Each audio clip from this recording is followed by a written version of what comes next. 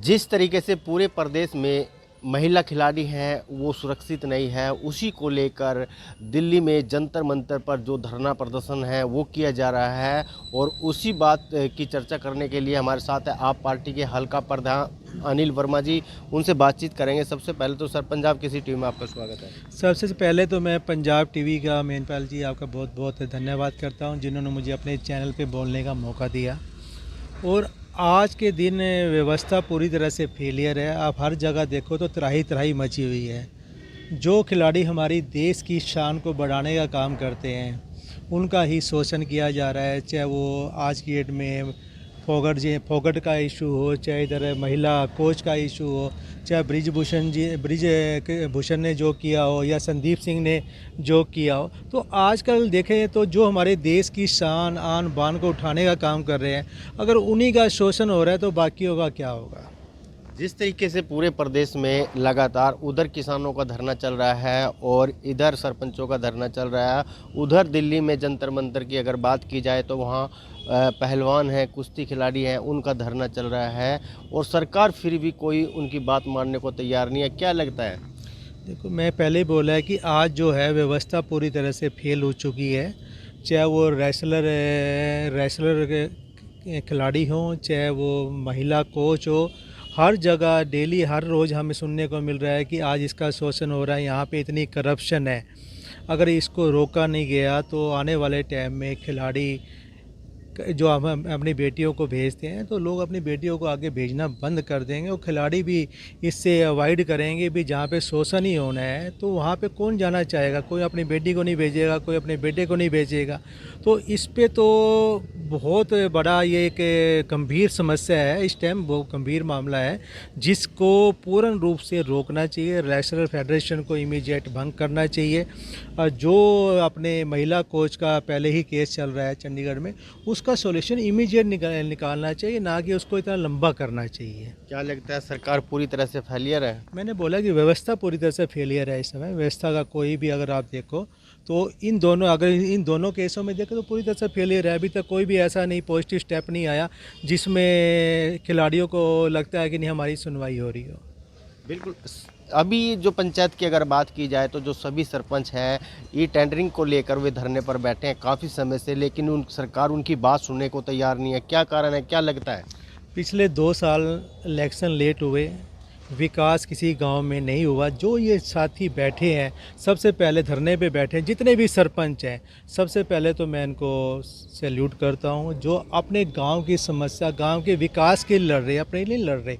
जिन लोगों ने इन पे विश्वास किया है और इनको सरपंच बनाया है, ये चीज़ बताओ, 2 लाख रुपए जिसमें 18 से 28% GST वेरिएबल होगा, मतलब 1.5 लाख में कौन सी तो गली बन जाएगी, कौन सी नाली बन जाएगी।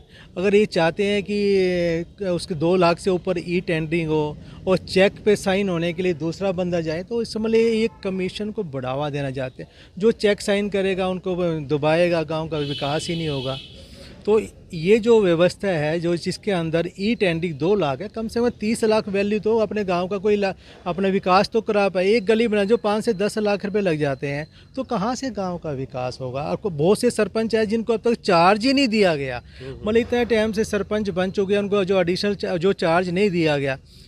ये भी एक व्यवस्था का फेलियर है और इसमें भी कहीं ना कहीं करप्शन जुड़ा हुआ है, जो इतने टाइम से वो चार्ज देने के लिए भी काबिल नहीं बन रही व्यवस्था। सरपंचों पर राइट टू कॉल लगाने की बात सरकार कर रही है, पंच और सरपंच पर क्या कहना चाहिए? राइट टू रिकॉल का इन्होंने जो लगाया है, सबसे पहले तो कहते हैं ना, अगर मैं कोई काम करना चाहूँ तो मुझे कमांडर बनना चाहिए सबसे पहले। अगर मैं कमांडर बनूंगा तो मेरे सैनिक भी मेरी बात को मानेंगे। 1976 में पहली बार राइट टू रिकॉल का MLA MP के ऊपर बिल आया था, जो आज तो 1976 से पेंडिंग है। सबसे पहले तो सरकार राइट टू रिकॉल MLA और MP पे इम्प्लीमेंट करें। अब फिर देखें कितने MLA और MP अभी इस व्यवस्था से बाहर हो जाते हैं। सरपंच तो छोटे से सरपंच हैं, उनको आप डरा रहे हो। आप बेसिकली क्या आपको सरपंच चाहिए, विकास के लिए चाहिए, दास चाहिए? ऐसा लग रहा है कि सरकार उनको दास बनाना चाहती है व्यवस्था। लेकिन सरपंच जो आज की डेट में हर साथी जो है ना, मतलब अपना हक लेना जानता है, उसको पता है मुझे अपना हक कैसे लेना है। अब जनता जागरूक हो चुकी है और जो राइट टू रिकॉल है, ये अगर इम्प्लीमेंट करना है तो पहले एमएलए और एमपी के लेवल पे करें, फिर इनको डराने और धमकाने का काम करें। सरकार कहती है हम पारदर्शिता लाने का काम कर रहे हैं, क्या इससे पारदर्शिता आएगी? इससे पारदर्शिता क्या, मैं कहता हूँ ठीक है आप पारदर्शिता लाओ, लेकिन कोई उसका सिस्टम तो बनाओ। जो व्यवस्था में चुन के आए हैं सरपंच, उनको आप दो ना पूरा राइट कि चेक पे वो साइन करेंगे, 30 लाख तक का जो भी टेंडर होगा उनकी देख रेख में। और थर्ड बंदा नहीं करेगा। थर्ड बंदे का इन्वॉल्वमेंट का मतलब ये है कहीं ना कहीं करप्शन को बढ़ावा देना। अभी गन्ने की अगर भाव की बात की जाए तो किसान भी मिल पर, सभी जो मिल है प्रदेश के उनको ताला जड़ दिया है और किसानों की मांग है गन्ने का जो रेट है वो 450 रुपये प्रति क्विंटल के हिसाब से होना चाहिए और सरकार उनकी बात सुनने को तैयार नहीं है। मजबूरन में किसान कपकपाती ठंड में धरने पर बैठे हैं। सरकार तो मुझे लगता है, मैं पिछले 2-3 साल से देख रहा हूँ, किसानों की किसी भी बात को सुनना नहीं चाहती।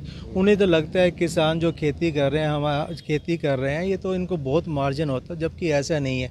अगर महंगाई दर देखो, पहले तेल किस रेट पे था, आज 100 रुपये के करीब पहुँच रहा है। सिलेंडर किस रेट पे था, किस रेट पे, या तो मुझे बताए सरकार कौन सा किसानों को मतलब सब्सिडी वाला तेल देती हो जिससे वो अपनी खेती कर पा रहे हैं। अभी उनको महंगाई का कोई असर ही नहीं हो रहा।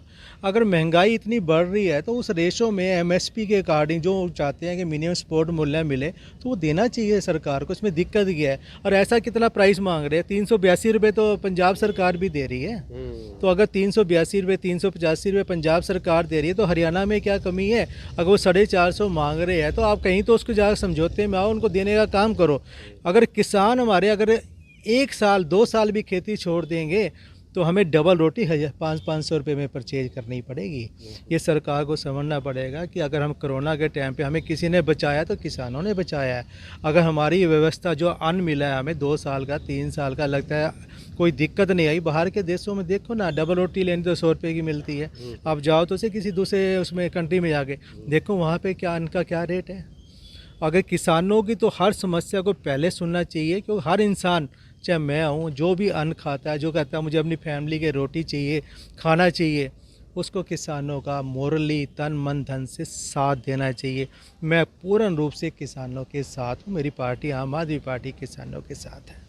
अभी परिवार पहचान की बात अगर की जाए तो जिस तरीके से जो गरीब लोग थे उनके काफ़ी राशन कार्ड कट गए हैं, जो अमीर लोग आज भी हैं उनके राशन कार्ड बीपीएल के बन चुके हैं। क्या कहना चाहेंगे? क्या लगता है कि सरकार ने निष्पक्षता से ये राशन कार्ड की जो कार्रवाई है या नहीं की?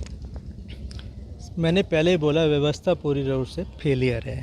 अगर व्यवस्था नहीं संभली तो तराई तराई और भी मचेगी। बीपीएल परिवार को अब राशन सिर्फ इस क्राइटेरिया पे कार्ड देते हो कि उसका साल का 9,000 रुपये बिल आता है तो वो सक्षम है अपना परिवार चलाने के लिए। मुझे एक चीज़ बताए, किसी भी परिवार ने जो भी पैसा कमाया, 1 लाख रुपये का, 1.5 लाख रुपये का, क्या सरकार अभी ये भी डिसाइड करेगी कि उसे पैसा, अपनी कमाई का पैसा कहाँ खर्चना है? क्या वो बिजली के बिल पे अपना ज़्यादा पैसा खर्चे या अपने खाने पे खर्चे, उसने डिसाइड करना है। सरकार को ये डिसीजन लेने का कोई भी अधिकार नहीं है। सेकंड, मैं सभी बीपीएल परिवार, जितने भी बीपीएल परिवार के राशन कार्ड कटे हैं, मैं विश्वास दिलाता हूं जब आम आदमी पार्टी आएगी हरियाणा के अंदर तो हम तो 300 यूनिट बिजली हर एक को फ्री देंगे। जो ये क्राइटेरिया वहीं ख़त्म हो जाएगा। जितने पीबीएल के परिवार के राशन कार्ड ये लोग काट रहे हैं वो दोबारा हम जोड़ने का काम करेंगे। 300 यूनिट जब बिजली फ्री देंगे तो ये 9,000 का क्राइटेरिया ख़त्म हो जाता है, बिजली का जरूरत ही नहीं है उसकी। तो आम आदमी पार्टी उन सबको विश्वास दिलाती है जितने राशन कटे हैं बीपीएल पर, जब आम आदमी पार्टी की सरकार बनाएंगे तो 100% जितने राशन कार्ड कटे हैं उनको हम जोड़ने का काम करें और बीपीएल परिवार को जो फैसिलिटी मिलनी चाहिए वो दी जाएगी। बिल्कुल। लोगों, जनता से क्या संदेश देना चाहेंगे आप? मैं जनता से यही संदेश देना चाहूँगा कि आपने सभी सरकारें देखी हैं, कांग्रेस भी देखी है, बीजेपी भी देख ली, इनेलो भी देख ली, और आम आदमी पार्टी की सबसे अच्छी बात है कि उनकी करनी और कथनी में कोई डिफरेंस नहीं है। जो वो बोलते हैं वो करके दिखाते हैं। चाहे वो दिल्ली, आज हमारा जो दिल्ली का मॉडल है वर्ल्ड वाइज रिकॉग्नाइज किया जाता है। दूसरे देश भी कहते हैं हाँ एजुकेशन हो तो दिल्ली जैसी हो, तो उसी मॉडल को हमने पंजाब में रिपीट किया। अगर वहाँ 300 यूनिट हमने वहाँ 250 यूनिट वहाँ बिजली फ्री दी है तो 300 यूनिट वहाँ भी बिजली फ्री दी है। हर महिला को 1,000-1,200 रुपये जो भी उसका हमने कमिट किया वो दिया जा रहा है। और आम आदमी पार्टी ऐसी सरकार दे सकती है, ऐसी व्यवस्था हरियाणा में दे सकती है जिसमें हर एमएलए एमपी को सिर्फ एक पेंशन दी जाएगी, मल्टीपल पेंशन नहीं दी जाएगी। पेंशन की बात करते हैं जहाँ एमएलए एमपी, मैंने बोला पहले कमांडर बन के दिखाएं। आप कहते हैं कि पेंशन को बीपीएल ओल्ड पेंशन स्कीम लागू नहीं होनी चाहिए। अरे पहले अपनी स्कीम तो देखो। आप तो मल्टीपल पेंशन ले रहे हो एमएलए एमपी के, सारा जो प्रतिनिधि हम चुनते हैं उन्हीं के लिए हो रहेगा। जो 60 साल अपना जीवन का गवर्नमेंट को देता है, क्या उनको ओल्ड पेंशन नहीं मिलनी चाहिए? मैं सबको यही संदेश देना चाहूँगा कि आने वाले टाइम में आम आदमी पार्टी की सरकार बनाए। अगर आपको अच्छी शिक्षा चाहिए, अच्छी चिकित्सा चाहिए, ओल्ड पेंशन बहाली चाहिए, ये बीपीएल परिवार की समस्या का इसका आपको परमानेंट इलाज चाहिए, किसानों को अपना एमएसपी का समर्थन मूल्य मिलता रहे, और जितने भी अपने एम्प्लॉइज़ हैं, गवर्नमेंट एम्प्लॉइज जो डेली धरने पे बैठे रहते हैं, सरकार सबसे मिल के काम करेगी, सबसे बात करके काम करेगी। जो लगता है कि व्यवस्था के लिए अच्छा हो सकता है, उन सब से बात करके उसको करने का काम करेगी और एक अच्छी व्यवस्था देगी, जैसे दिल्ली में दी और पंजाब में दे रहे हैं। बिल्कुल, आप देख सकते हैं ये थे हल्का प्रधान अनिल वर्मा जी। इनका बिल्कुल साफ तौर पर कहना है कि जिस तरीके से प्रदेश के अंदर खिलाड़ी सुरक्षित नहीं है, कोच सुरक्षित नहीं है, रेसलर सुरक्षित नहीं है, तो सरकार पूरी तरह से फेलियर नज़र आ रही है। इंद्री से मैनपाल कश्यप, पंजाब केसरी टीवी, इंद्री। हमसे जुड़े रहने के लिए हमारे YouTube चैनल को सब्सक्राइब करें और नई वीडियो की नोटिफिकेशन के लिए बेल आइकॉन को दबाएं। अगर आप ये वीडियो Facebook पर देख रहे हैं तो लाइक जरूर करें और ज्यादा से ज्यादा शेयर करें। धन्यवाद।